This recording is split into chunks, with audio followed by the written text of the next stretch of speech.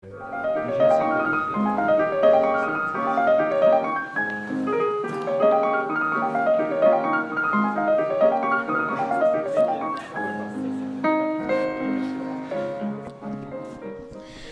Paul Friedel. Bonjour monsieur Tran. Vous êtes directeur de Télécom Bretagne. Vos deux écoles avec l'école des mines de Nantes fusionnent au 1er janvier 2017. Mais comment cela va-t-il se passer pour les étudiants ?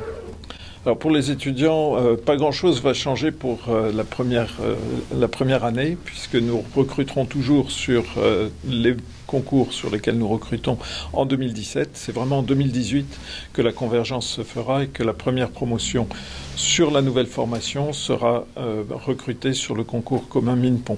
Et aussi en admission sur titre, mais sur une formation convergée. Par contre, pour les étudiants qui sortent, est-ce qu'il y aura une nouvelle appellation ? Comment ça va se passer ? Déjà, les étudiants qui sont déjà sortis, oui. Donc les diplômés de l'école, de nos deux écoles, ont décidé d'accompagner cette fusion. Et donc eux-mêmes travaillent sur le rapprochement de leurs associations d'anciens et sur le fait qu'ils hériteront d'une certaine façon du nouveau nom du diplôme qui sera IMT Atlantique et qu'ils voudront le valoriser.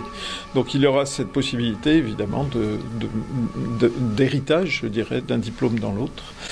Et pour les étudiants qui sortiront, ils auront sur les premières années, donc toutes les promotions qui sont déjà entrées, puis celle qui rentrera en 2017, ils auront un diplôme qui sera le diplôme, par exemple, de l'école des mines de Nantes, dispensé par l'IMT Atlantique, ou le diplôme de Télécom Bretagne, dispensé par IMT Atlantique, et après ce sera le diplôme d'IMT Atlantique unique. J'imagine que dans une fusion de ce type entre deux grandes écoles, la problématique des ressources humaines, je dirais des enseignants d'abord, bien évidemment, mais de l'ensemble des personnels qui travaillent dans les deux écoles, reste quand même un problème, une difficulté. Alors c'est un problème, c'est-à-dire que c'est un changement énorme pour tout le monde. Ce changement doit être compris, accepté. Il concerne effectivement les enseignants-chercheurs qui doivent repenser leur formation dans un nouveau contexte. Et sur ce plan, nous travaillons sur la nouvelle architecture de la formation pour 2018 et les enseignants-chercheurs sont très largement impliqués dans cette préparation. Donc c'est une charge de travail pour eux qu'ils auraient eu dans une réforme de la formation que nous avions en tout cas prévu, nous, à Télécom Bretagne, mais néanmoins qui arrive en plus de leurs cours, leurs recherches, etc. Donc c'est un moment où ils s'investissent énormément et où ils sont aussi en train de chercher les bons équilibres entre les différentes thématiques de cette nouvelle école pour avoir vraiment une offre au spectre le plus large et le plus attractif possible. Il ne faut pas oublier le personnel administratif qui est, lui, impliqué dans toute la réorganisation d'une école multisite avec des statuts des personnels différents, avec des processus de rémunération différents ou d'autres sujets comme ça. Et donc, c'est beaucoup de travail pour tout le monde. C'est accompagné. Nous avons une aide pour renforcer par endroits nos équipes. Et puis, nous sommes beaucoup dans la co-construction avec nos équipes. Alors, cette démarche de fusion, est-ce qu'elle investit dans une démarche qui mixte le bottom-up et le top-down ?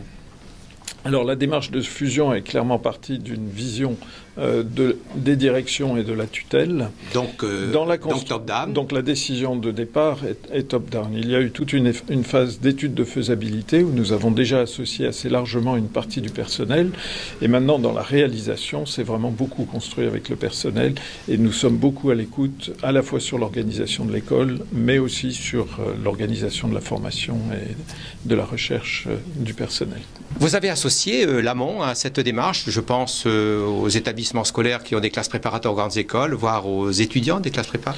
Oui, alors dès le début de l'étude de faisabilité, nous avons consulté les associations de professeurs de classes spéciales, donc l'Union des professeurs de classes spéciales et l'Association des proviseurs des lycées français. Et nous avons reçu à ce moment-là un accueil très favorable et très encourageant. Par ailleurs, cet été, nous avons aussi mené un questionnaire auprès de tous les admissibles au concours commun sur lesquels nous recrutons. Sur les 8000 admissibles, nous avons eu plus de 2000 réponses. Ce qui est important. Qui est très important, et sur lesquels nous pouvons dire que l'adhésion à ce projet est très forte. Donc sur une échelle de 1 à 10, le projet est vu comme étant à 8,1 pour être précis. Merci beaucoup.